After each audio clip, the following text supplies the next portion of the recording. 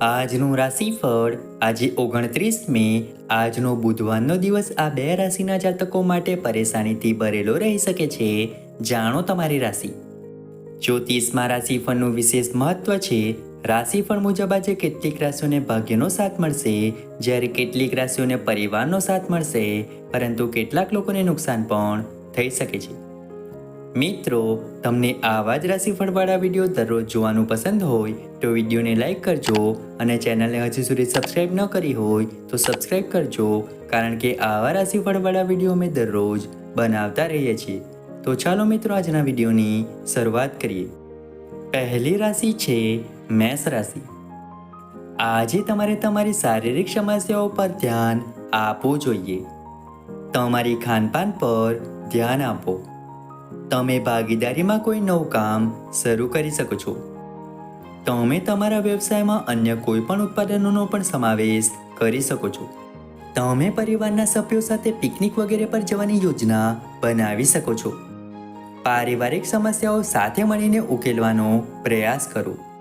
તમને કોઈ ખાસ વ્યક્તિને મળવાની તક મળી શકે છે. આવનારી બીજી રાશિ છે વૃષભ રાશિ. આજે કોઈ પણ વાદ વિવાદથી દૂર રહો. તમે પ્રવાસ પર જવાની તૈયારી કરી શકો છો.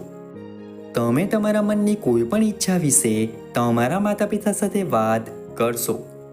તમારા બાળકને તમે કહો છો તે વિશે ખરાબ લાગશે, પરંતુ તેમ છતાં તે તમને કશું કહેશે નહીં. પરિવારના કોઈ સભ્યને એવોર્ડ મળે તો વાતાવરણ ખુશનુમા રહેશે. નોકરી બદલવાની યોજના ધરાવતા લોકો અન્યત્ર અરજી કરી શકે છે. તમને તમારા જીવનસાથી તરફથી ભેટ મળતી જણાય છે. આવનારી ત્રીજી રાશિ છે મિથુન રાશિ. આજે તમે કોઈ મોટા રોકાણ વિશે વિચારશો. અનુભવી લોકોની સલાહ લીધા પછી આ રોકાણ કરવું વધુ સારું રહેશે. તમારા જીવનસાથીના સ્વાસ્થ્ય પ્રત્યે સચેત રહો. સંતાનની કારકિર્દીને લઈને જો કોઈ સમસ્યા ચાલી રહી હતી તો તે પણ દૂર થતી જણાય છે. વેપારમાં તમને તમારી ઈચ્છા મુજબ નફો મળશે, જે તમે મુક્તપણે ખર્ચ કરશો.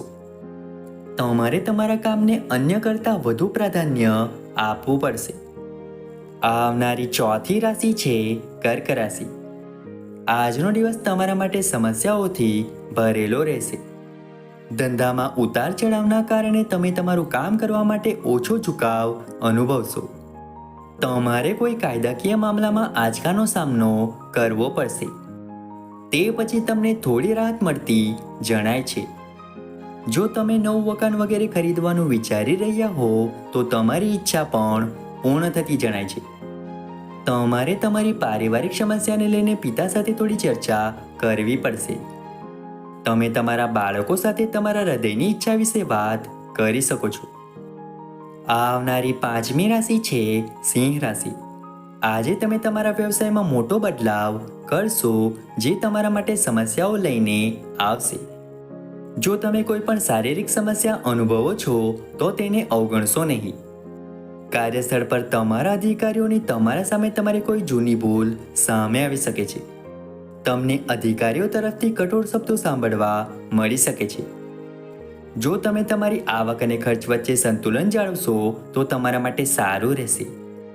જીવનસાથીને નોકરીમાં પ્રમોશન મળવાની સંભાવના છે. આવનારી છઠ્ઠી રાશિ છે કન્યા રાશિ. આજનો દિવસ તમારા માટે તમારી નિર્ણય લેવાની ક્ષમતાનો લાભ આપશે.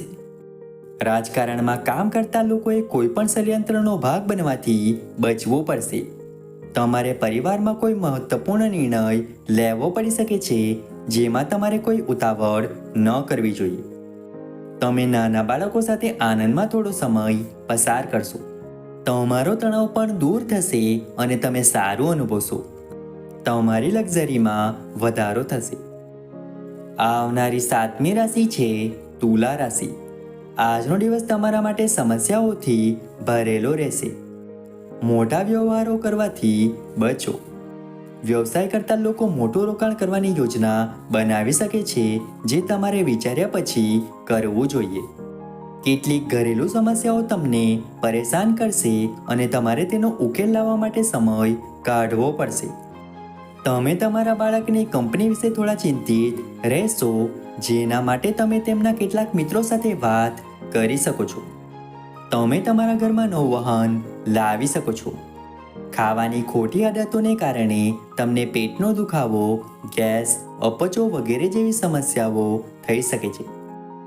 આવનારી 8મી રાશિ છે વૃશ્ચિક રાશિ. આજનો દિવસ તમારા માટે કંઈક ખાસ કરવા માટેનો રહેશે. ધંધામાં જો તમારા કેટલાક પૈસા લાંબા સમયથી અટવાયેલા હતા તો તમને તે મળી શકે છે. તમે તમારા મિત્રો સાથે ધાર્મિક યાત્રા પર જઈ શકો છો. પરિવારમાં કોઈ શુભ પ્રસંગનું આયોજન થશે ત્યારે તમે ખુશ થશો. તમને તમારા સાસરિયાઓ તરફથી આર્થિક લાભ થતો જણાય છે. તમારે તમારી યોજનાઓ પર સંપૂર્ણ ધ્યાન આપવું જોઈએ, જેનો તમે ભવિષ્યમાં પૂરો લાભ લેશો. જો તમે ઓનલાઈન ઓર્ડર કરો છો તો તેમાં કંઈક ખોટું થઈ શકે છે. આવનારી 9મી રાશિ છે ધન રાશિ. આજનો દિવસ તમારા માટે મિશ્રિત રહેવાનો છે. પરિવારમાં કોઈ મોટા કામને કારણે પરિવારના સભ્યોનું વારંવાર આવવા જવાનું રહેશે. જો કેટલાક સભ્યો વચ્ચે લાંબા સમયથી મતભેદો ચાલી રહ્યા છે તો તમે તેને ઉકેલવાનો પ્રયાસ કરશો. પિતાને આંખ સંબંધિત સમસ્યા થઈ શકે છે. તમારે કોઈને પૂછ્યા વિના સલાહ આપવાનું ટાળવું જોઈએ, નહીં તો પછીથી તમને તેના વિશે ખોટી માહિતી સાંભળવા મળી શકે છે. જો તમે પરિવારના કોઈ પણ સભ્યના કરિયરને લઈને કોઈ મહત્વપૂર્ણ નિર્ણય લો છો તો તેમાં તેમનો અભિપ્રાય ચોક્કસ લો. તમારી પ્રોપર્ટી સંબંધિત કોઈ પણ બાબતમાં ગતિ આવશે, જેને કારણે તમને પરેશાની થશે. આવનારી 10મી રાશિ છે મકર રાશિ. આજનો દિવસ તમારા માટે આનંદદાયક રહેવાનો છે. મુસાફરી દરમિયાન તમને કેટલીક મહત્વપૂર્ણ માહિતી મળશે. તમે કોઈ સ્પર્ધામાં ભાગ લઈ શકો છો જેમાં તમે ચોક્કસપણે જીતશો. તમારી કોઈ પણ કાનૂની બાબત તમારા માટે સમસ્યા બની શકે છે. તમે મિત્રો અને પરિવારજનો સાથે આનંદમાં થોડો સમય પસાર કરશો. જો તમે કોઈને કોઈ વચન આપ્યું છે તો તમારે તેને સમયસર પૂરું કરવું પડશે. તમારા માતા પિતાના આશીર્વાદથી તમારું કોઈ પણ અટકેલું કામ પૂર્ણ થઈ શકે છે. જો તમે ટ્રીપ પર જાઓ છો તો તમારા કિંમતી સામાનની સલામતીની ખાતરી અવશ્ય કરો. આવનારી 11મી રાશિ છે કુંભ રાશિ. આજનો દિવસ તમારા માટે સારો રહેવાનો છે. તમારું સન્માન વધવાથી તમારી ખુશીની કોઈ સીમા રહેશે નહીં. સામાજિક ક્ષેત્રે કામ કરતા લોકોને નવું પદ મળી શકે છે. તમે તમારા કામ પર સંપૂર્ણ ધ્યાન કેન્દ્રિત કરશો.